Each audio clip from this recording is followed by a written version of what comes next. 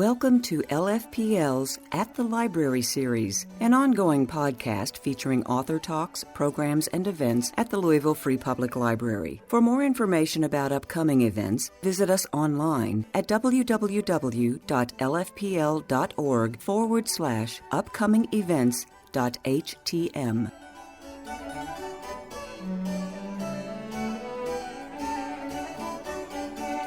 First, Greg Fischer is mayor of Louisville. He's now in the last month of his third term, and it's fitting that he returns to the main library tonight for this conversation. For the 12 years that he's been in office, Mayor Fischer's been a champion for lifelong learning and for our public library system. During his tenure, we have built or improved 10 libraries, and 7 of those included new construction, and 3 of them were regional libraries of about 40,000 square feet each. Now we've got go ahead, give it up.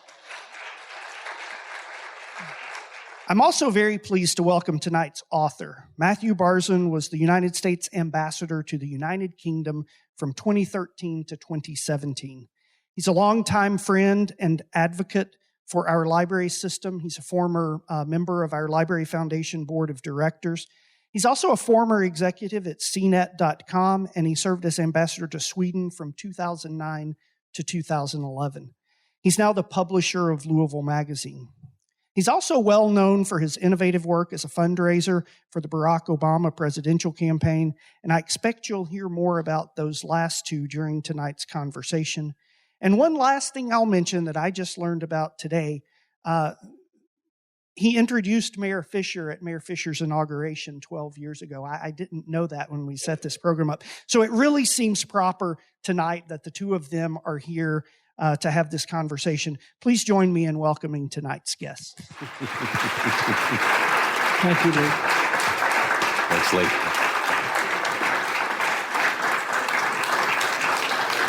All right. Thank you. Well, good evening, everybody. Welcome to the Louisville Free Public Library. It's been a real joy to see them grow over the years in such a dynamic way. And I know a lot of that's happening because of the support from you all, so thank you. Well, tonight is going to be an interesting conversation with Matthew Barzun, who we're proud to call a Louisvillian. Thank you, Brooke, for making that happen. And you never know where life is going to take you and how you're going to reflect on all that. And one of the stops along the book of your life has been writing this book and the power of giving away power. So let's start at the beginning. You've had a pretty varied life in terms of your professional career, and you're still young, by the way. Oh, thank you. So no telling what's going to happen here in the future. But when you think about entrepreneur, a political organizer in a super innovative way, a diplomat, and that's given you a really interesting perspective on a lot of different things. And so a time of reflection came as you transitioned away from representing our country in the United Kingdom. So what was in your mind at that time, and how did it lead to this book? I just want to take a moment before answering that wonderful question to thank you and to acknowledge your leadership for our amazing city for coming up on 12 years. Yeah. So, thank you. Thank you.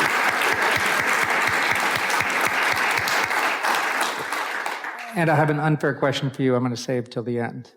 So the truth, there was a moment sort of towards the end of my time when Brooke and I and our family were serving in London. It was not my finest moment, and Brooke and I were invited to this beautiful dinner and black tie, and at the beginning of the meal, and I was used to this because ambassadors are asked to do this, to give what's called a tour d'horizon, so tour of the horizon, and you're supposed to just sort of look across the globe and give an update on U.S. foreign policy.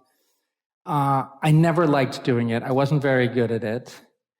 And so I was asked to do this at this dinner, and I back then I wore a tie before COVID, so I had a tie, it was black tie. I loosened my tie a little bit, and then Brooke looks across at the table and she mouths, "You don't look good." And then I mouthed back, "I don't feel good." Maybe I said, "I don't feel well." I don't know. Anyway, so then I just said, uh-oh. So I undid my top button And then I was like, no, this really is bad. So I stood up, walked behind everybody right before I was supposed to give a speech. And there was a little stairs just like these ones here. And I grabbed the railing, and then I passed out and projectile vomited everywhere. Or the other way around.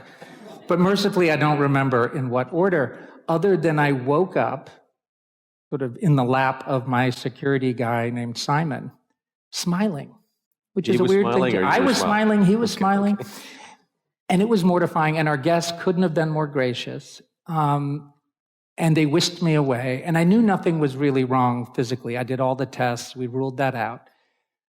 But I knew what had happened, which is that I was allergic to that tone of voice I was going to have to take for like the 100th time. I would classify it as often wrong, never in doubt. It is not limited to men, but we can be very good at it. Yeah. And I think my body just said enough. And it's just like, I'm not doing that again. And so the smile when I awoke was like, okay, I'm just not going to do that again. And I would love to write a book one day that talks about an alternative to that kind of pretending that too many of us every day are asked to do. That's an interesting origin story. Well, the way you've done it is quite fascinating, because to me, the book read is part history lesson, part leadership manual, part business advice, campaign startup advice, and somehow you pulled all this together and imparted some serious lessons to us and wisdom as well. So was that like intentional? Did you look at your life in chapters that way, or the writing process? Tell us the thinking, and then was it easy to put thought to word on paper, or how did all that come together? It was not easy. I mean, I wrote, so Brooke and our children moved back about 5 months before I did. And so I used that sort of extra time to try to write a book. And I did write one. I mean, sort of, it wasn't done, but I had probably 100 pages that was very much sort of leadership manual, that stuff. And I thought it was pretty good, if I do say so myself. And then I got home, and I got home, and then the next president was inaugurated, and then I'm settling back in with the family, and then I sort of picked it up, and I said, okay, I'm going to lean back into this. And I printed out in a 3-ring binder, and I started flipping through it, and I was like, this is awful. And I just threw it away, and I just said, oh, just a terrible tone, and I didn't like it. Then I started another book that was much more memoir-y, and it had some of that campaign stuff in it, and it had a different title. I like the title. I still like the title.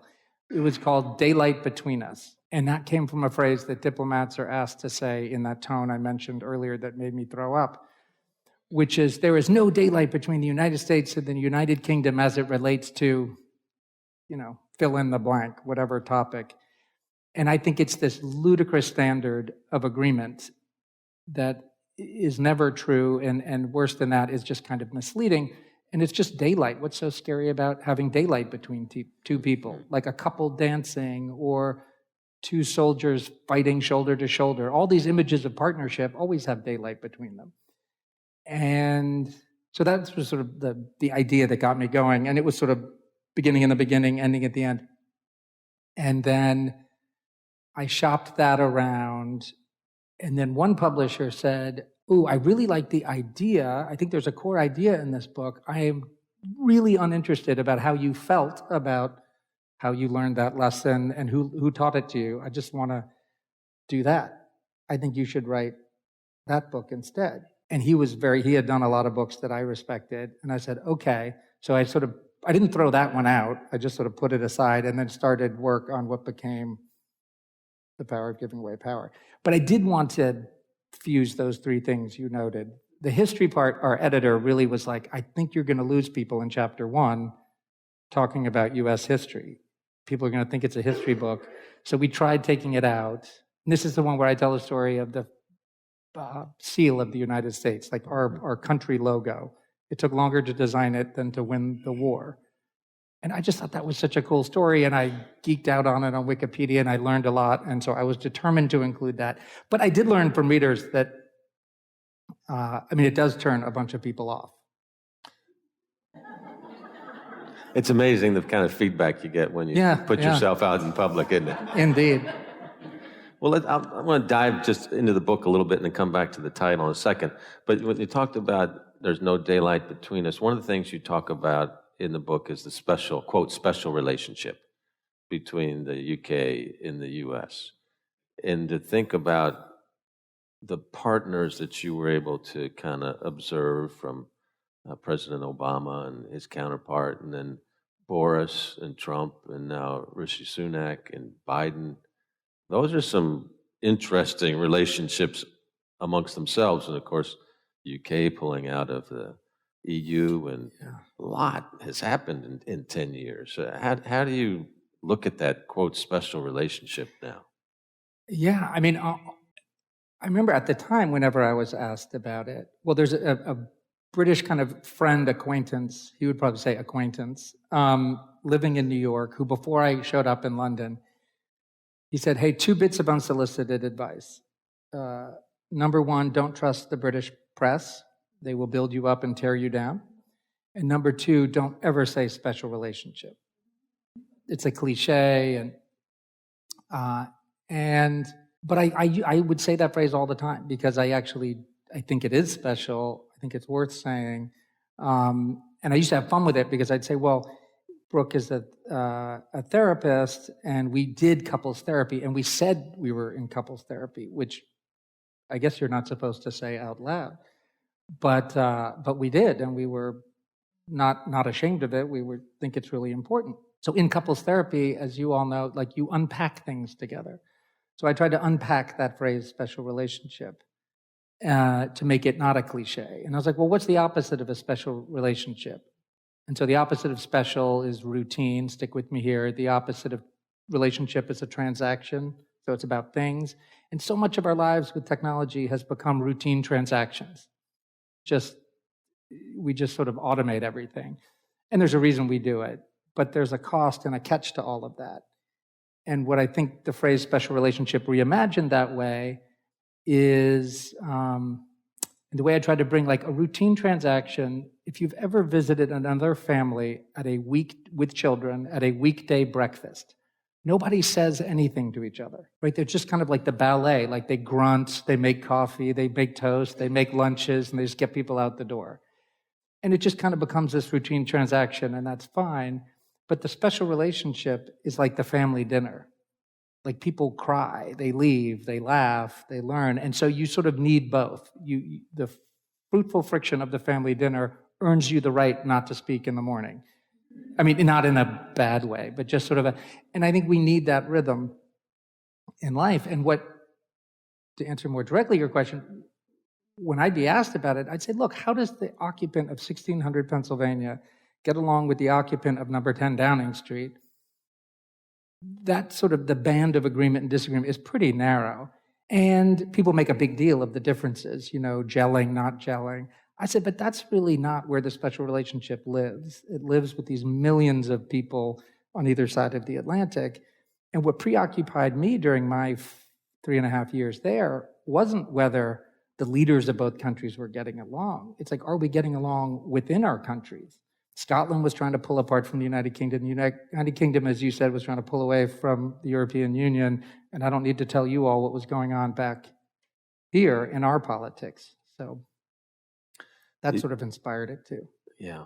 And with your routine transaction special relationship, this appears your first 2x2. I know. Great. And this is I spared everyone the whiteboard, but if you know Matthew, he's famous for his 2x2. I did bring a blank card. And so, well, maybe tell people, what is the 2x2? Why do you use that? And how did you think that was special to put it in? Evidently, the good people at the Boston Consulting Group claim to have invented the 2x2 matrix. I can't believe that's true. Yeah. But I also, the 2x2, I find it helpful to tease apart things that are conflated, and you pull them apart, and then you can analyze them, and then you can put them back together. But you know what you're talking about better after you've pulled it apart. And I thought it was useful in the book. It makes you think. You're just not reading through here page after page.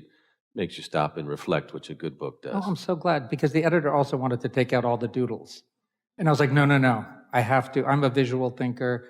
There have to be other visual thinkers out there. Sometimes the words don't do it. And the way I won that argument with, and she's a brilliant editor, I said, and I learned this trick from someone else, but if you have someone, lawyers are a fun group to play. That lawyers love words, as they should. And sometimes they think diagrams are silly and everything can be described in words. And my trick is you say, can you tie your shoes? Yep. With your eyes shut? Lights out?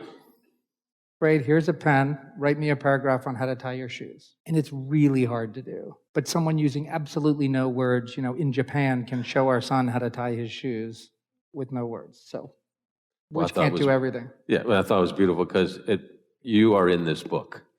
And why write a book if it doesn't express part of who you are? So nice job on that. Thank you. Doodles included. Thank you. You mentioned the title, The Power of Giving Away Power, which some people would think is kind of contradictory, but that's kind of the whole point of the book. So it really brings you into that. Was it easy to come up with the title for the book? No, and it's this wonderful editor who was so good at pushing me, and I hated the title when she came up with it. Or as a team of them, but nothing to do with me. And I was like, I'm going to use the word power twice. I have spent my entire life avoiding saying that word. Like, it almost doesn't occur. I mean, I put it back in the book after we named it that, but I don't think the word power ever appeared in the book. I mean, the idea is there, but I find the word power so loaded with mostly negative connotations. Lording it over other people, hoarding it to yourself. But then I was convinced that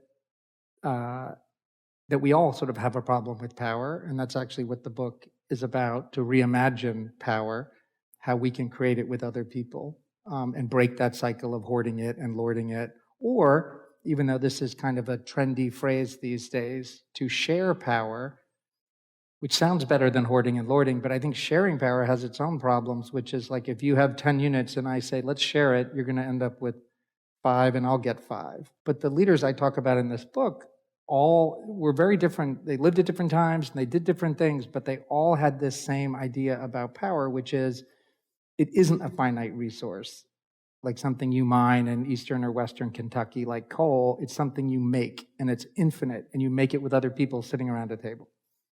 So let's dive into one of your really fundamental principles in the book, and it's the pyramid mindset versus the constellation mindset.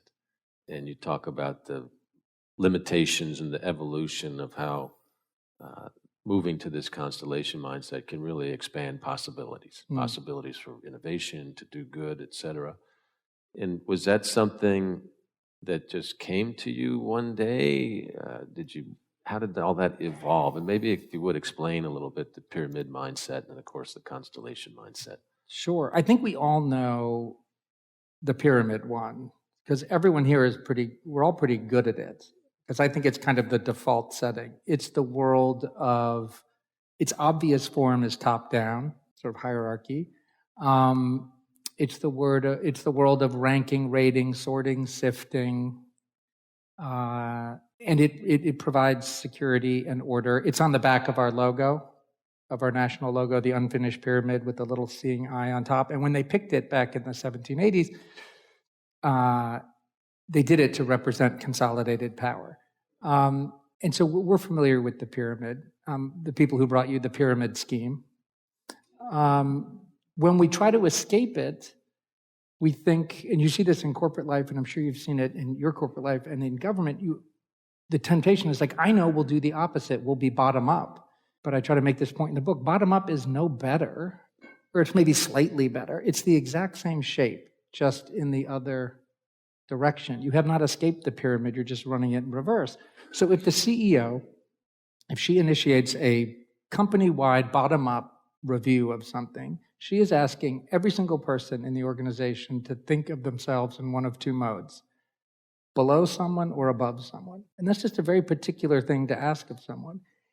And so then I wanted to contrast that with what the makers of our logo picked for the front of our national logo. And you've seen this image like 1,000 times. We just tend to look through it.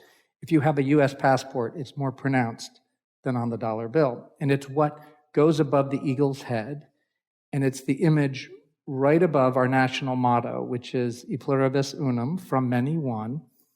And this is the thing that took them the longest to come up with. How do you visually, without a 2x2 grid or a Venn diagram, how do you explain how you can be many and one at the same time? And they could have said, well, from many bricks, one pyramid. That's one way to look at the world. I think it's kind of a depressing way, but that's a way. No, they picked what they called a radiant constellation. We are all stars, and we choose to connect with one another to form connections that are more powerful than anything we could form all by ourselves.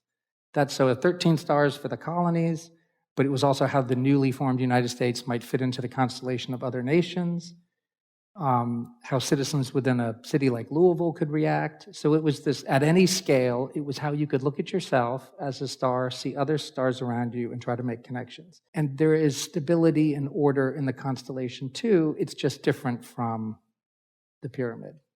And to sort of summarize it all, the way I think, if you ask 10 people, which I used to do this a lot before COVID, when you could get 10 people sort of lined up at a gathering, and it's great to be face-to-face with all of you tonight. If you ask 10 people, what's the opposite of winning? They all say losing, but that's just a warm-up. And then you say, what's the opposite of winning and losing? And 9 out of 10 of us say, I don't know, not playing. 1 out of 10 of us says playing, or learning, or laughing, or loving, or all the other things we do with our time that don't lend themselves to winning or losing. And what gives me hope and what shows is the other 9 of us, once they hear that answer, they're like, oh, right.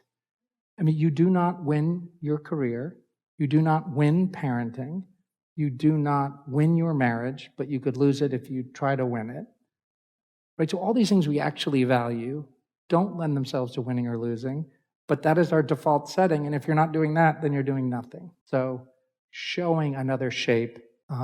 You love this. I didn't get it in the book in time, but a great reader who loves ancient Greece said, well, you should know about this quote. Aristotle said, the soul never thinks without an image. I wish I'd known that. I would have put that right in the front of the book, because I think that's true. The soul never thinks without an image, and so often the image we have is the pyramid. We were talking about fundraising earlier.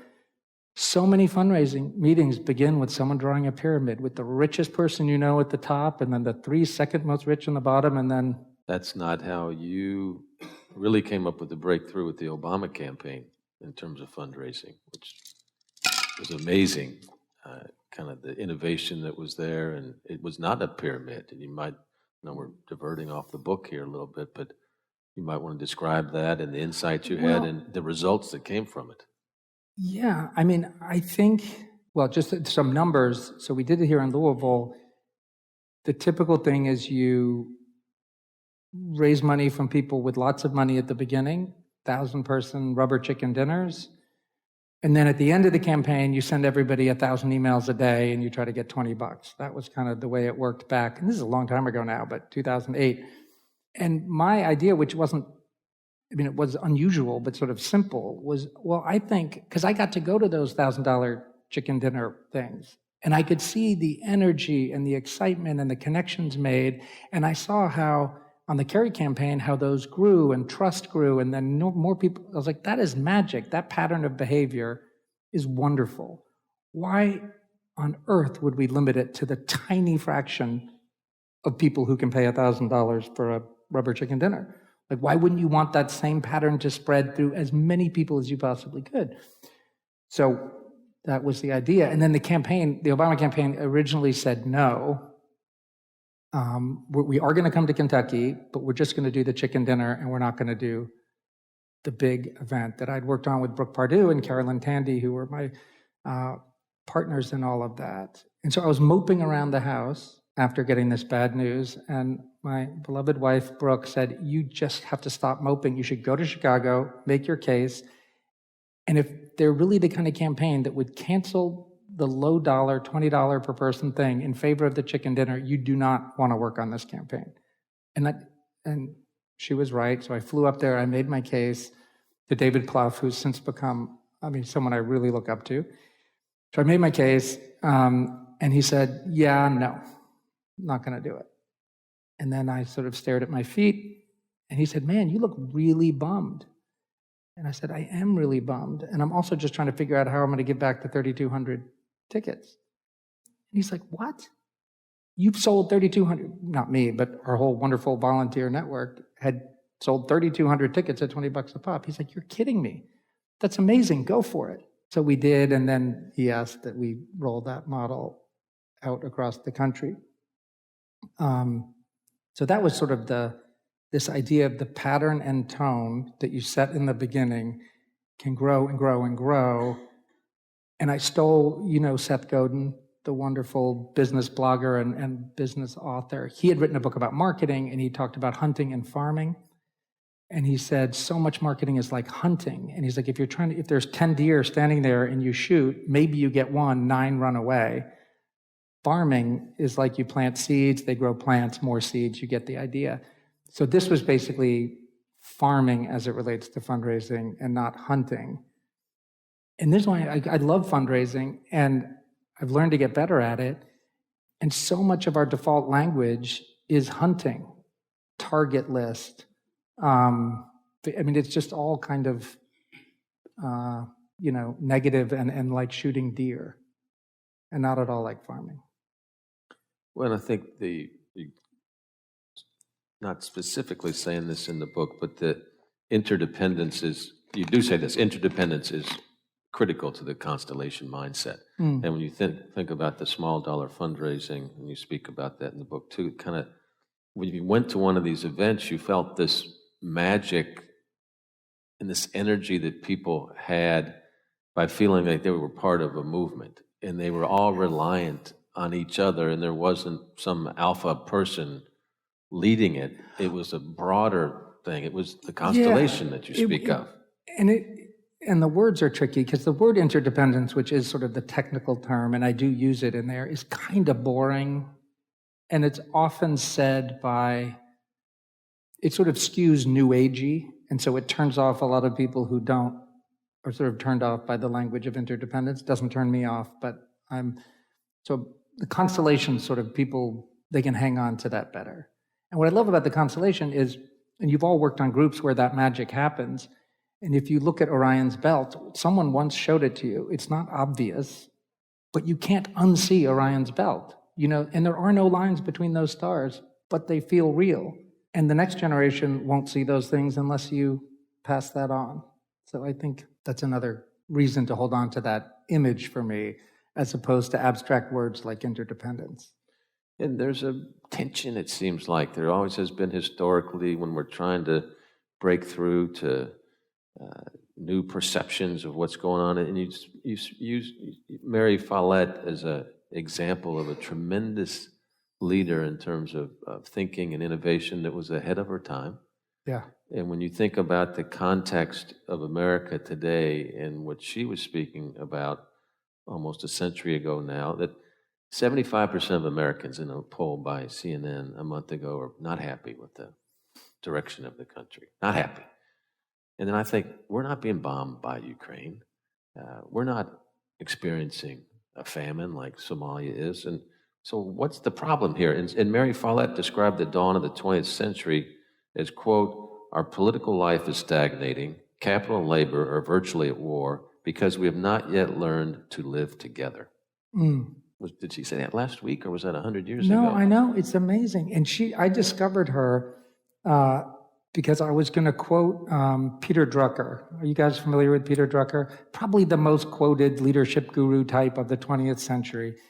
And Harvard Business School had done this survey where they asked 200 leadership guru types around the world, who's your guru?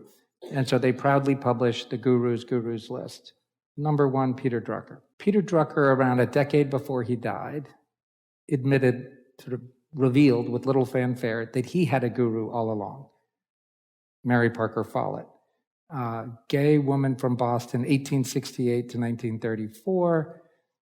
She is nowhere on the list of the guru's guru, except she's the guru's guru. I'll stop saying guru. But she's this amazing person. And she looked around 100 years ago, and she wrote her second book. Her first book was a big hit, and she would have been a professor. She went to what's now called Radcliffe. She would have gone on to be a professor, but she was a woman, so that wasn't going to happen for her there. And her wife, I mean, they weren't married, but her life partner, so Mary said, well, okay, forget it. I can't be a professor, but I'm a good writer, and people like my writing. I'll retreat to the woods of Vermont. I'll just write for a living. And Isabel, her partner, said, you have so many other talents. You're not wasting them only on writing. You have to go into Boston and do your magic in the city. And so she did. So for 25 years, she was on the front lines of social work in Boston.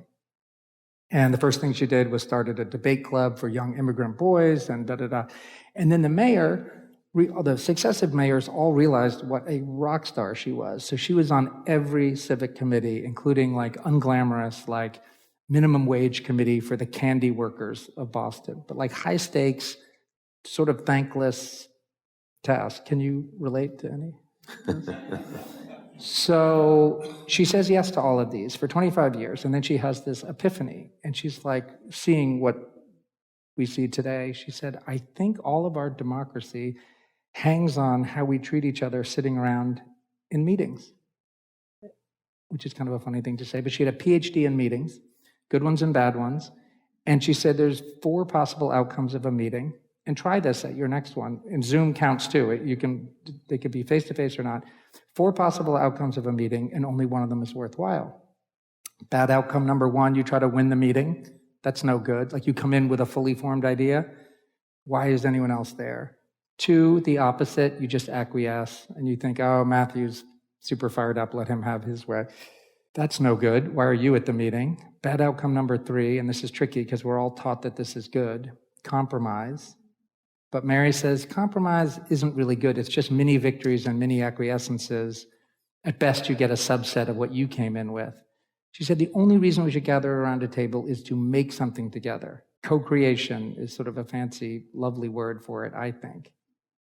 And we all know this feeling, right? It's it's sort of mundane, but also magical, that you come in with a beginning of an idea and someone else has something, and then together is why I love whiteboards. Because even if it's ugly, scrawly, you made that whiteboard together. Or better yet, beyond the whiteboard, the product roadmap or the plan or the decision that came out of that meeting, that thing you made is forever part of you. You're forever part of it. And I think that the thing we can take away from it 100 years later is if you bring to every encounter 3 things, 3 expectations. Expect to be needed, expect to need others, and expect to be changed. And I think that third one's really important because she reminds us in today's lingo, that first expectation, you have to bring your whole self. Absolutely, no one else can. But if you're not changed by the interaction of making something with your brothers and sisters around that table, then you're going to keep bringing your same stale self to the next meeting. You have to continually being changed by making stuff with others or making power with it. And it all begins by giving it away, by saying in a meeting, especially if you're leading the meeting, I don't know, maybe we might, ... And so, I've always called that duality, right? Maybe that's too much of a business term. It's I think I know where we need to go, but I don't know how to get there. Yeah. So how can we figure out how to do that together?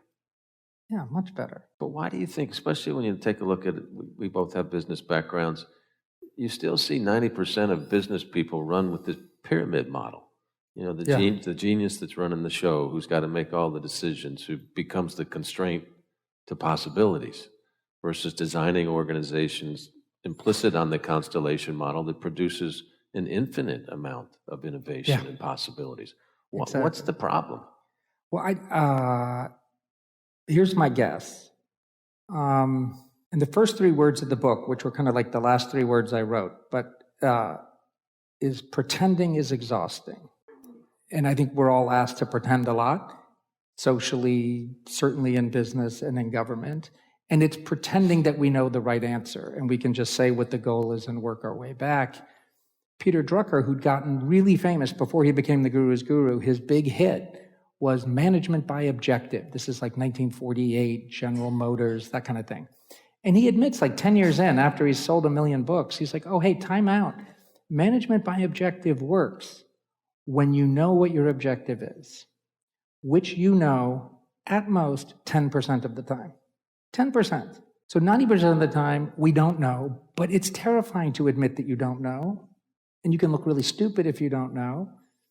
So you pretend that you do know, and then you work backwards from your pretend imagined objective. And that's where all the bad stuff happens. So if we all know how exhausting it is, why do we do it? And my guess is there's something we fear worse than the exhaustion of pretending, and that is uncertainty, that we just try to factor it out.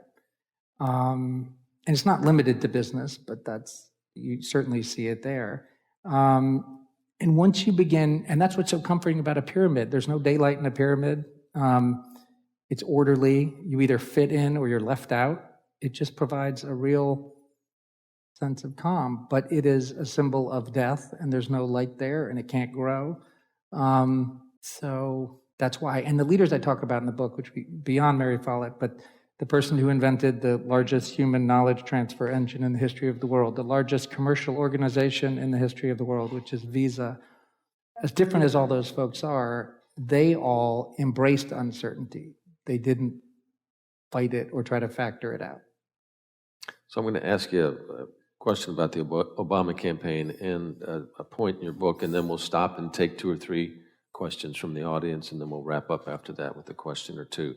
Right. So with the Obama campaign, you talked about the flake rate and how the Obama campaign had a positive. Was it a positive or negative flake rate? Yeah. So what is that?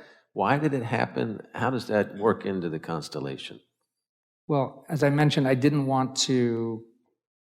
have a title for the book, so I knew the end. I mean, the antagonist was always going to be the pyramid. So I called it the pyramid in the blank. And then that didn't feel very satisfying. So then I called it the pyramid in the snowflake. But then the snowflake started to have political context that wasn't helpful to the point I was trying to make about snowflakes. So then I said the pyramid and the fuzzball, which I knew was a terrible thing. But if you look at the back of a US dollar bill and you look at the radiant constellation and you're over 50, you can't see the stars. It just looks like a tiny fuzzball. Try it. So that's what got me. That's how I saw the constellation. And then I went in this whole wild Wikipedia chase. So back to the Obama campaign, we tried this new way of fundraising, really inspired by how the Obama team was already organizing volunteers, not money, but volunteers to get out the vote on election days. And it was called the snowflake model. And it was one paid person in the middle, and then it would all branch out.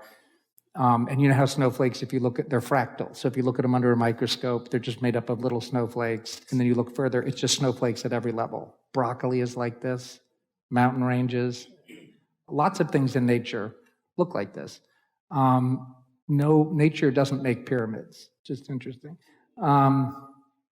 or triangles. But, so anyway, the famous thing, Republican and Democrat, doesn't matter. Anyone who's worked on a campaign, especially the field folks, have the flake rate. So if you need 20 people to make calls on a Tuesday night, if 20 people accept, 10 will come, right? You average 50.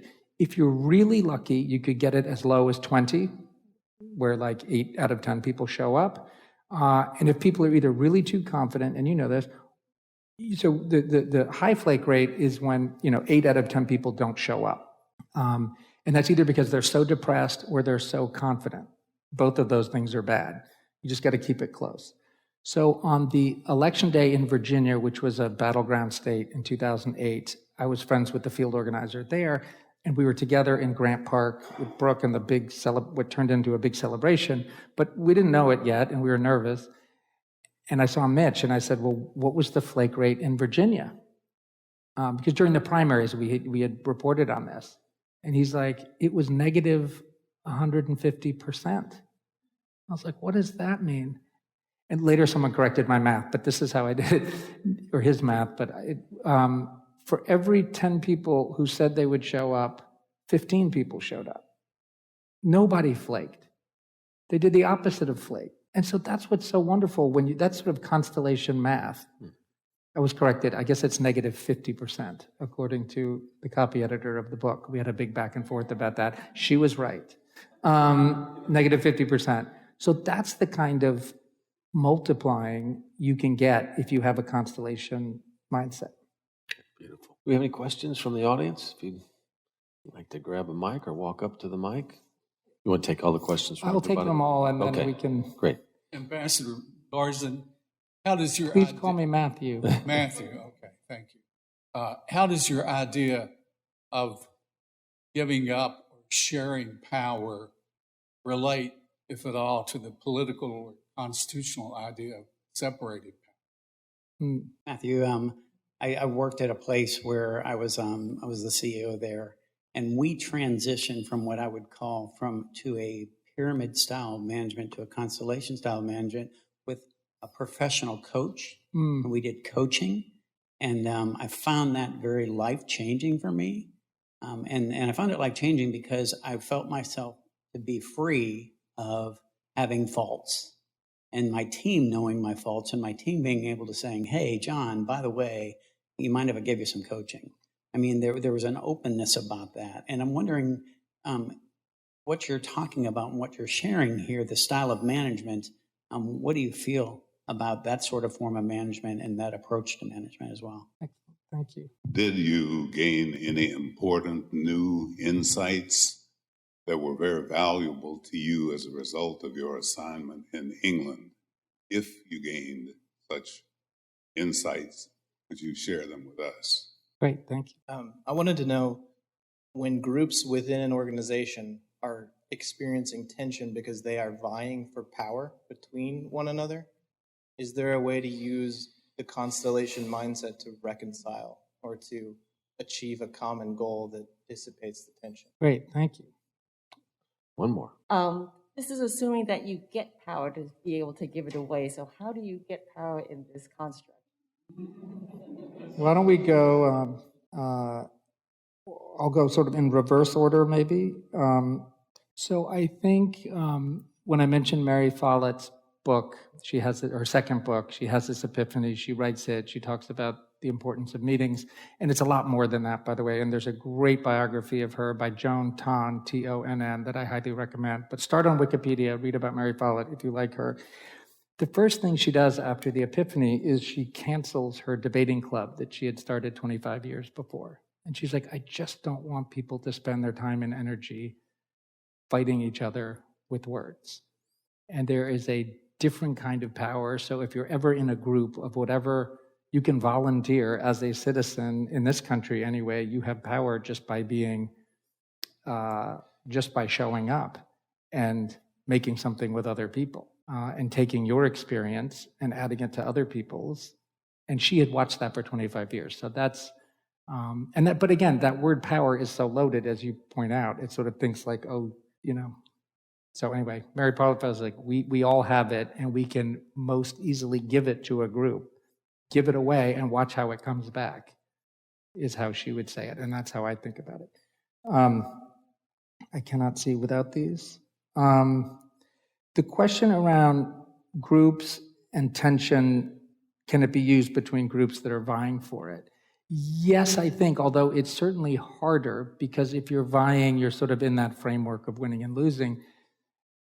When in the middle of COVID, when the book came out, I was on a virtual book talk, and someone said, well, can you imagine Biden and McConnell in a Mary Follett-style co-creation meeting, you know? And I thought it was said somewhat more cynically even than I recounted it. And I said, no, that's hard to imagine. I said, but here's the thing. I'm not asking that like the blue team and the red team have to sit down and make something together. I just want to talk, my team is the blue team. It is horrible how the blue team treats one another when it's only the blue team sitting around the table. And you've seen this. It's like, I'm just picking on Washington, D.C., but this is true at any scale. It's like you have the interagency, all the cabinet members, everyone's trying to win or lose, no co-creation. Then you just go within the State Department, and it's everyone trying to win or lose. And then you just go within the Public Diplomacy Department of the State Department, everyone trying to, and you keep tracing that pattern back, and it's one person sitting there at the table trying to win the meeting. And that's the mindset that has to shift, because if you start demonstrating, and this is where it can work in a company or in anywhere people are gathered, it is so much more attractive, the energy that is created when people sit around and try to make a hard decision together. Like, it is so much better than the theater of pretending. The next time you do it, no one's going to want to go back to the old way, because it's just much better and fulfilling as humans to do it that way, much more natural. It's unnatural to do it in the pyramid way. So I would start one of the groups who's vying for each other, try to behave differently within that group, and watch how that spreads. New insights from the UK, so many, but I'll just pick one because Her Majesty the Queen, as I think everybody knows, passed away a few months ago. And Brooke and I were invited, a strange thing if you're the ambassador, you get to go with your spouse in a horse-drawn carriage to Buckingham Palace. If you're a guy, you get to wear a top hat. No one looks, I didn't look good in a top hat. I don't think anyone has looked good in a top hat for over 100 years. Then you go and you meet the Queen, and it's kind of nerve-wracking. And so, but Brooke and I had been briefed on how it works. And so it went just as they said it would. And you get to mercifully take off your top hat before you meet the Queen. You put it on a little table, you go in, and you have a very nice conversation. The only strange part is pre-COVID, you stand COVID distance from the Queen. You're like 6 feet apart, which is not how Americans stand from each other, but that's how it works over there. And so we're having this conversation, the Queen and Brooke and I and some other folks about, and she's briefed on us, so she asked something about technology and my background there. And so then it leads to a conversation. I said, well, what's it like? We just got to come in a horse-drawn carriage for our first and last time ever, and there's thousands of tourists every single day, and they're snapping pictures. Do you just tune that out, or what? How do you handle that? And she said, and she had these lovely long white gloves on, and she said, well, they've always taken pictures. But for most of the decades when I took over my reign, up until recently, they would take it up, take a picture, and put it back down around their neck. But now, she said, they put these rectangles up in front of their face, and they never take them down. And you know what? I miss seeing their eyes. I miss seeing their eyes. And I thought that was so wonderful that I would have thought that this is a one-way thing. Tourist snaps, she is snapped, But it was a connection, and she missed that connection. I'm not saying it was a deep connection, but it was a connection, and she missed it. And I thought about that. I made the mistake of saying it out loud to a reporter, and it's a big no-no. You're never supposed to reveal what the Queen tells you. But I did, and it ends up in the paper. And no one would have really cared. I mean, I apologized, and they were very gracious about it. But then I was misquoted in the paper. That's worse. And now that quote has showed up in thousands of articles, not because anyone's interested in me, it's because all the articles about Harry and Meghan and all of that royal drama, they said the U.S. ambassador revealed that the Queen told him that she forbids anyone taking a selfie, which is like the opposite. Her point was about the importance of connection, not being mean and sort of prim and proper and outlining a way of connection. So that bugs me. So now I'm on the record for what she really said.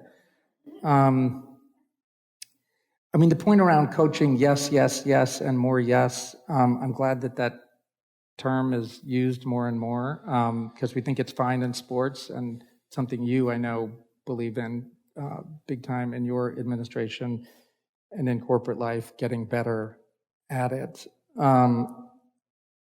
I think another way to think about that is if I asked you, we're not going to do it, we don't have time, but you'd all get the answer right. 2 cars in a parking lot, they only have 1 bumper sticker each, and you have to guess which political party they're in. So one car says together, and the other car says freedom, right? So Republican car is the freedom car, and the together car is the Democrat car. And in our adult lifetimes, we have seen the together crew and the freedom crew take those single words to their logical extremes. So the freedom crowd, it is like freedom from everything. Just leave me alone. COVID brought out that strain.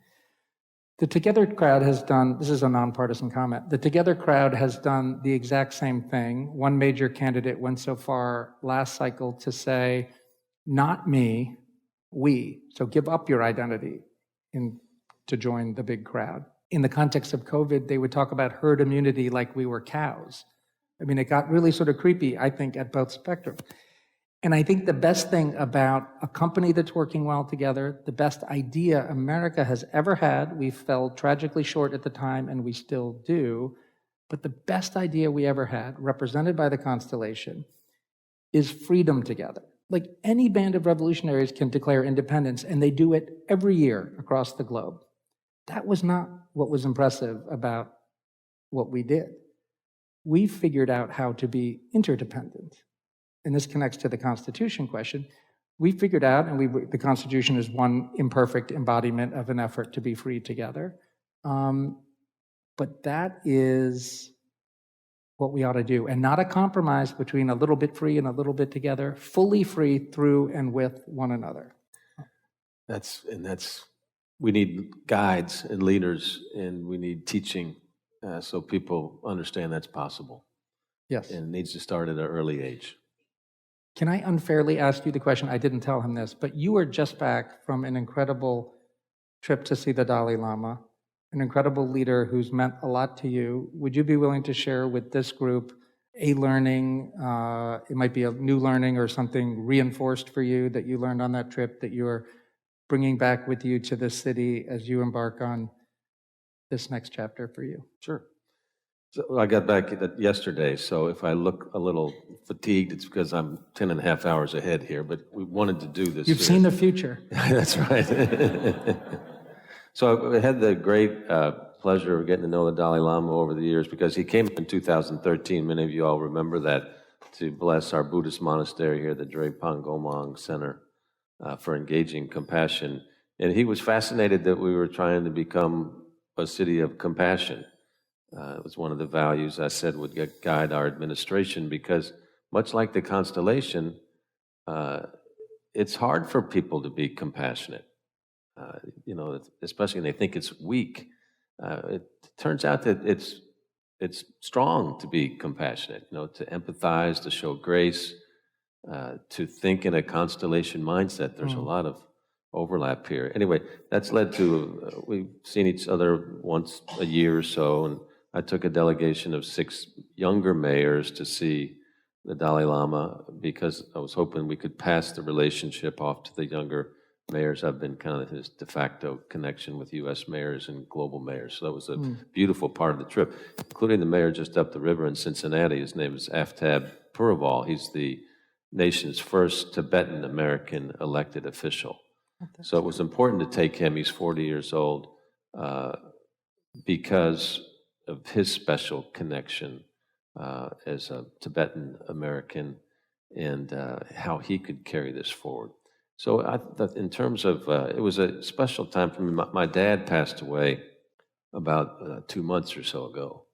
And so it was interesting to, kind of think about the Buddhists in particular, how they think about life and the impermanence of the physical body, and how the spirit flows and the reincarnation and all that. So that was really meaningful to me. I didn't mean to come here and start crying on stage. I love it. It's beautiful. So how we're all impacted by our forebears when they're here and when they're not here, and how that's who we are. And like my dad's part of you, part of me, and part of you guys here. So that was really a beautiful thing for me. Thank you all so much. Thank you, Mayor Fischer. And what a beautiful way to close it, thinking about your wonderful father, George, who meant a lot to me, and one of the few people who I invited to my baptism when I was 36 years old. So, more on that later. All right. But thank you all so much for coming out on kind of a dreary night, and thank you for your wonderful questions. But I want to end on this beautiful note. So thank you. All right, Matthew Barzun, The Power of Giving Away Power.